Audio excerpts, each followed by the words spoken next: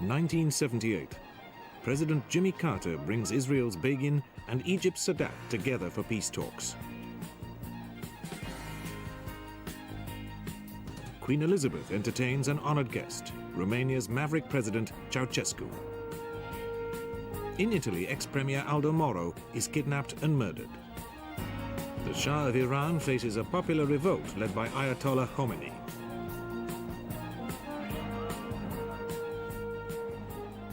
And in Rome, the century's youngest pope, John Paul II, takes his throne. In November, US Congressman Leo Ryan leaves for Guyana, in South America, with an NBC camera crew and other journalists. He wants to investigate reports that 1,000 American citizens are being exploited at a village there called Jonestown, after its leader, the Reverend Jim Jones. 5 days later, as they prepare to leave Jonestown, he and 4 of his party are shot dead on the tarmac.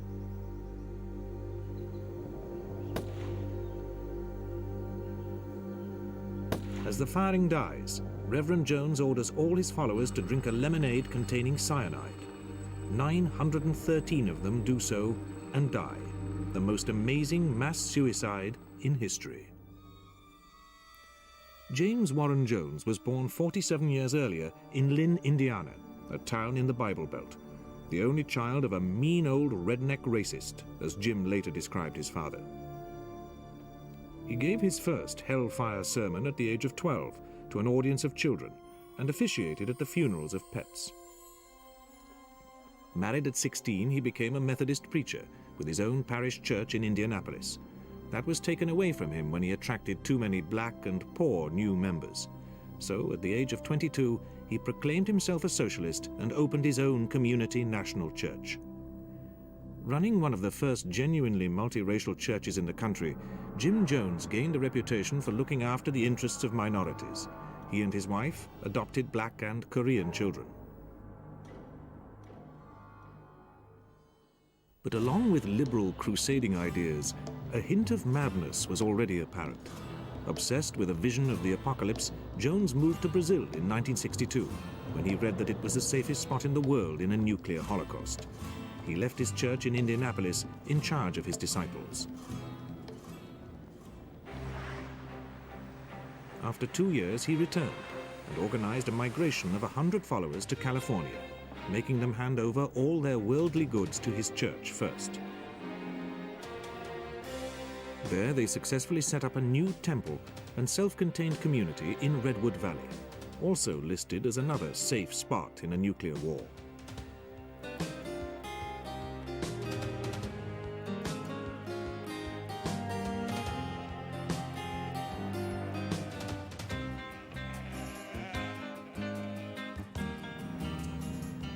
From Redwood Valley, the temple spread into San Francisco and Los Angeles.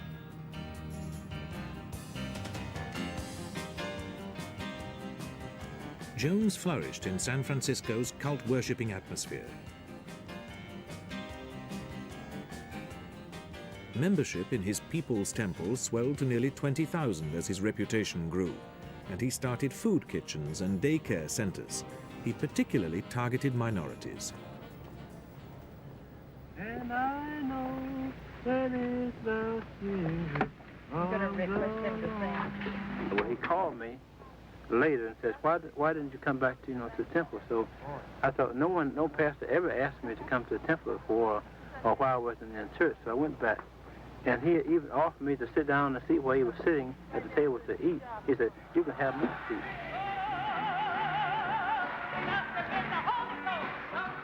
Believing that the ends justified the means, he put on fake displays of healing and said that he was the reincarnation of Jesus Christ. Using classic brainwashing techniques, he bound his followers to him so that they willingly gave him whatever property and money they had. I can't imagine talking some privacy. The most discriminated against perhaps of any group. I really don't feel comfortable with our worship being photographed. I really don't. I must go against the entire council. I don't feel good about it.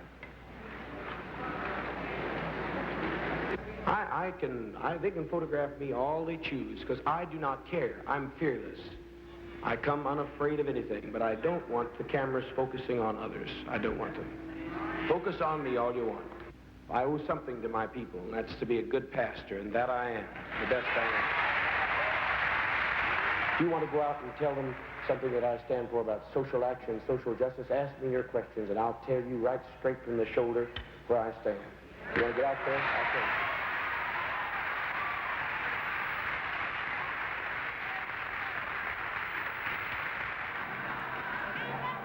His services were dazzling affairs, with soul and gospel singers, dance groups, and celebrity preachers like black revolutionary Angela Davis. The size of his congregation gave him a political power base. During the 1976 presidential election campaign, he allegedly provided support for the Democrats and met the presidential candidate's wife.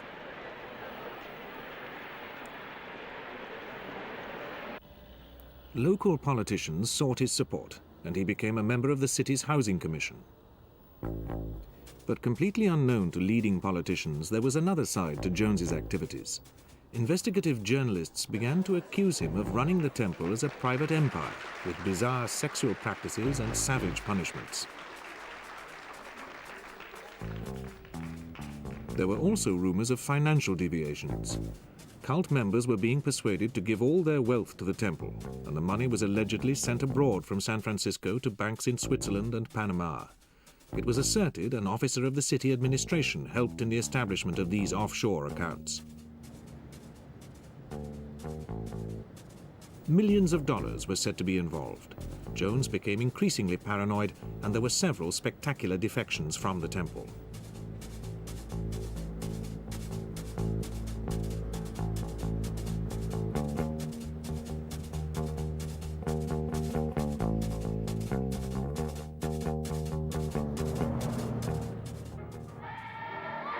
Nevertheless, Jones's political influence enabled him to keep going, and welfare agencies even gave his church custody of more than 100 children.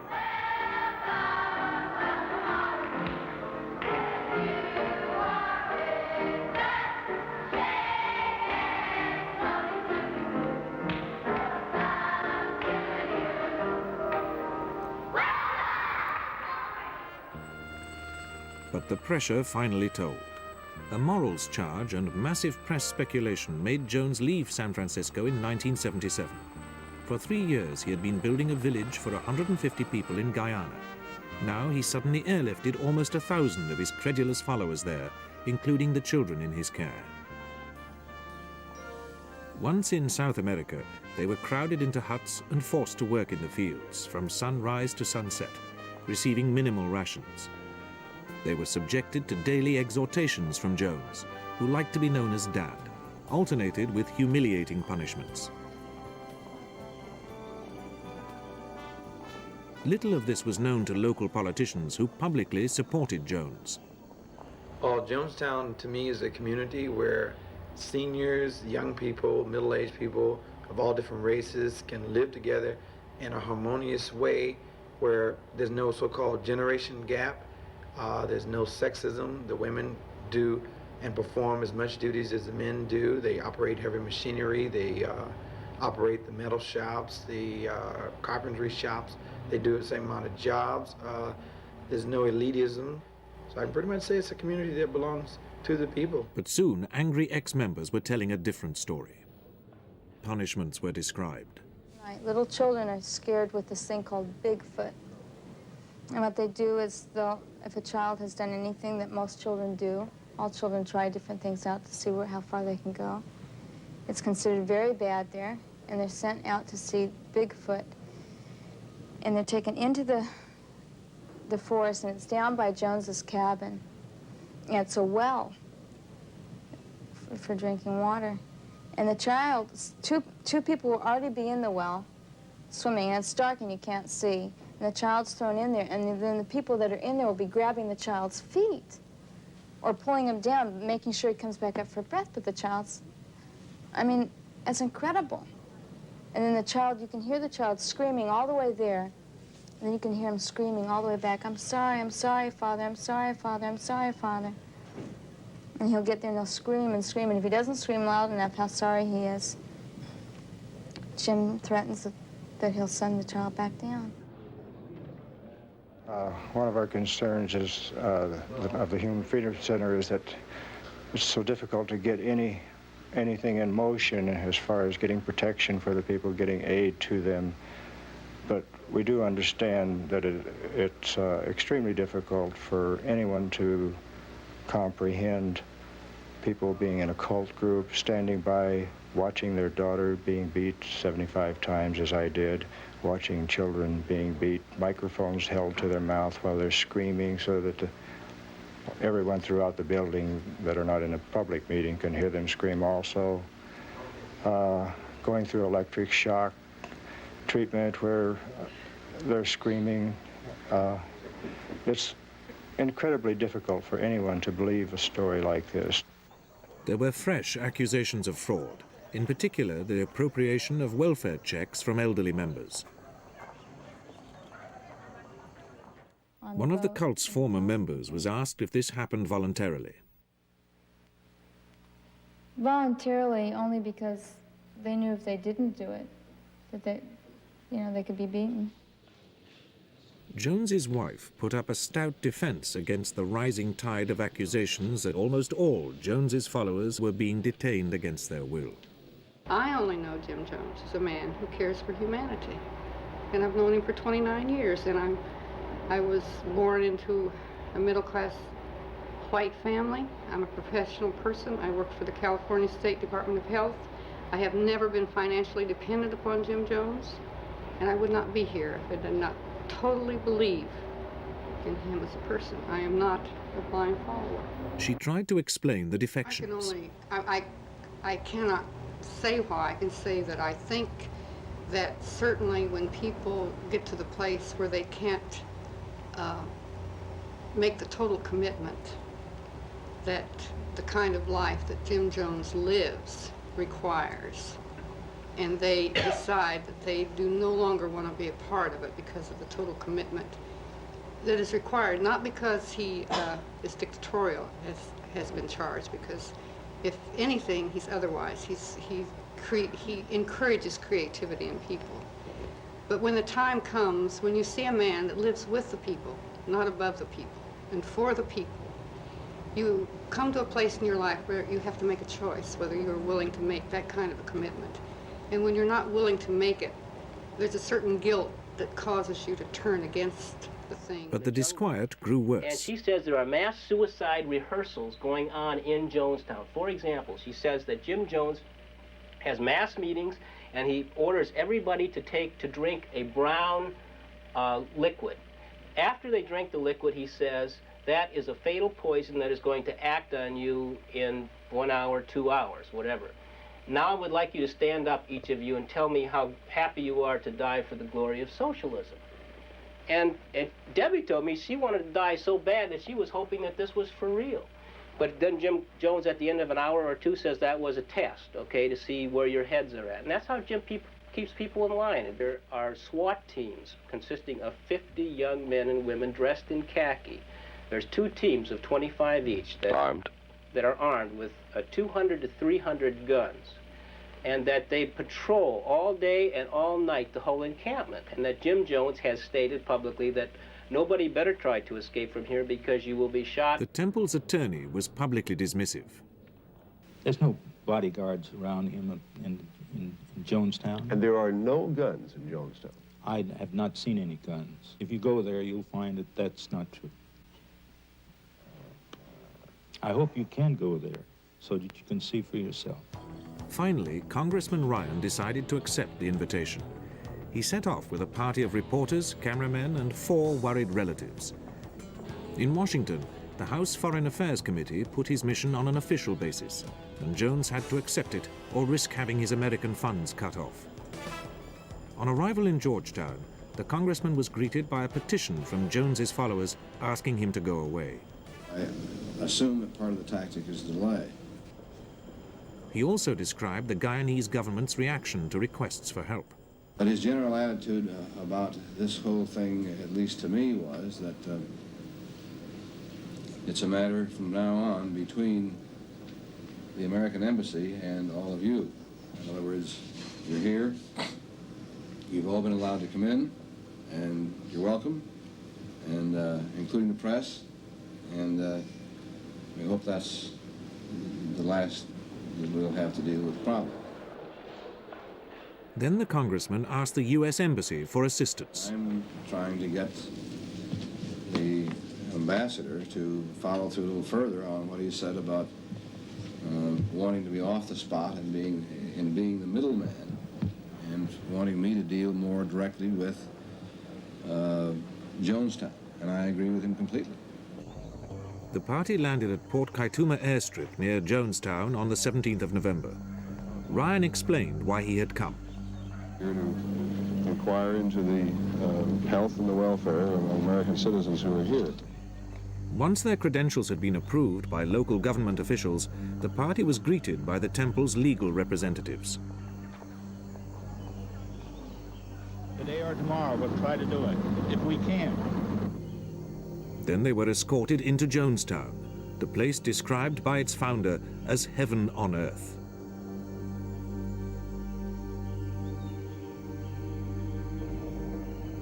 There, an elaborate charade had been rehearsed for them, a well-run nursery.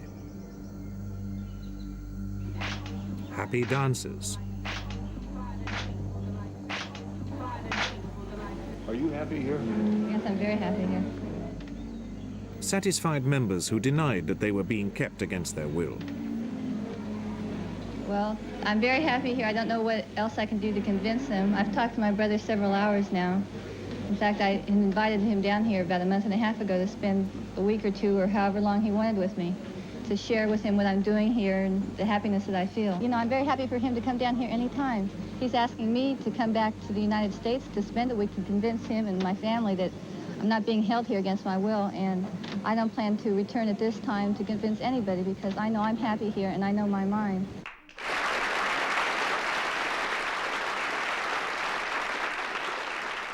At first, Ryan seemed to accept what he was being shown, and his speech broke the tension. I can tell you right now that from the few conversations I've had with some of the folks here already this evening, that whatever the comments are, there are some people here who believe that this is the best thing that ever happened to them in their whole life. But after a few hours, he and his party began to feel that Jim Jones was staging the show for their benefit. By next morning, the production began to fall apart. Jones reacted angrily when shown a note from a cult member asking the party for help to get away. Someone came and passed me this note. Well, that's who we're talking about. He wants to leave his son here. If Jonestown's such a bad place, why does he want to leave his son here? He's the one that I'm just talking about. This is the man that wants to leave his son here. People play games, friend. They lie. What can I do about liars? Are you people going to leave us? I just beg you, please leave us. Bill, we will bother nobody. Anybody wants to get out of here can get out of here. We have no problem about getting out of here. They come and go all the time. I don't know what kind of game. People like publicity. Some people do. I don't. Jones became cynical about the way the party would report their visit.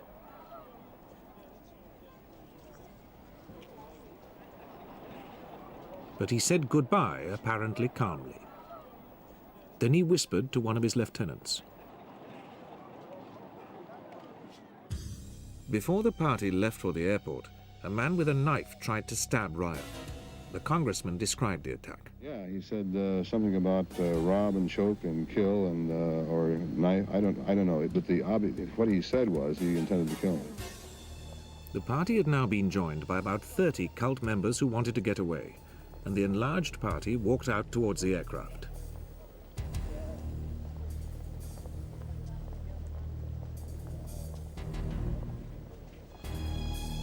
Congressman Ryan went over to shake the pilot's hand. As the party waited, a tractor and trailer appeared in the background. Hidden men opened fire. Congressman Ryan, 2 reporters, and an NBC cameraman were killed. Several other journalists and defectors were injured. Meanwhile, back at Jonestown, Jim Jones called his followers together. He told them of the congressman being murdered and that to avoid inevitable retribution, they must all kill themselves.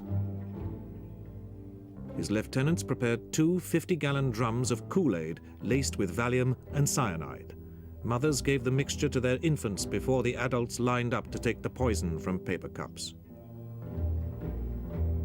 Finally, only Jones and a nurse were left. They used a pistol to kill themselves. In all, 913 people died. The news broke on an appalled world, and the United States sent aircraft and military detachments to bring back the bodies.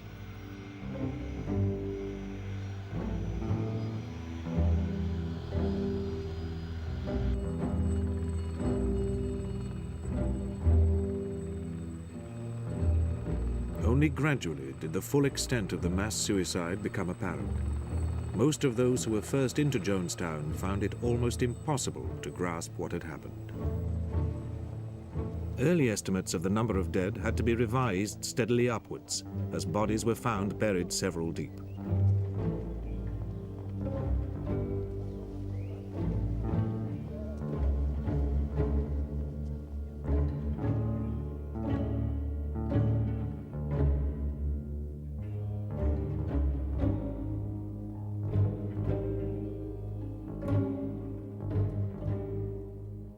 Few survivors remained to tell their stories. 2 had been too ill to get to the fatal meeting.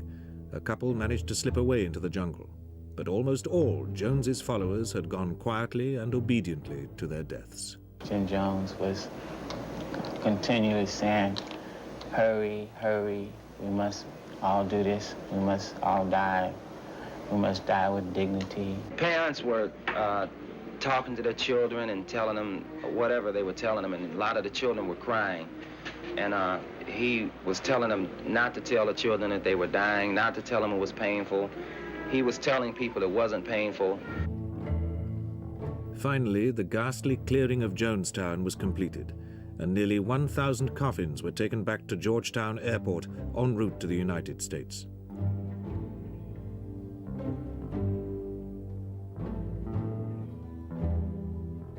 Among them was the body of Dad, who had persuaded so many people to follow him to the end.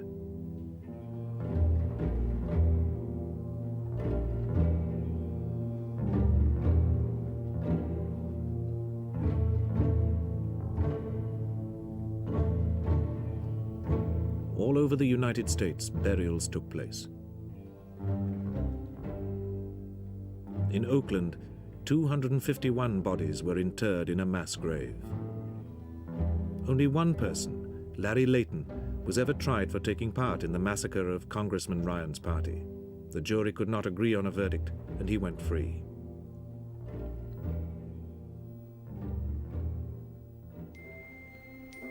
The world was left to wonder how one man could so completely dominate his followers that they would willingly kill themselves. Jim Jones had set out to create an obedient community, and in a terrible way he succeeded. In the end, fewer than 30 of his followers wanted to get away. The rest were ready to die at his request.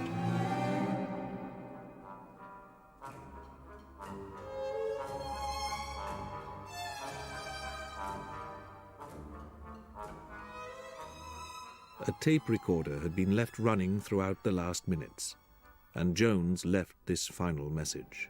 All they're doing is taking a drink to go to sleep. That's what death is, sleep. Take our life from us.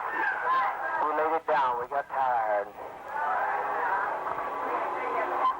We didn't commit suicide, we committed an act of revolutionary suicide protesting the conditions of an inhumane world.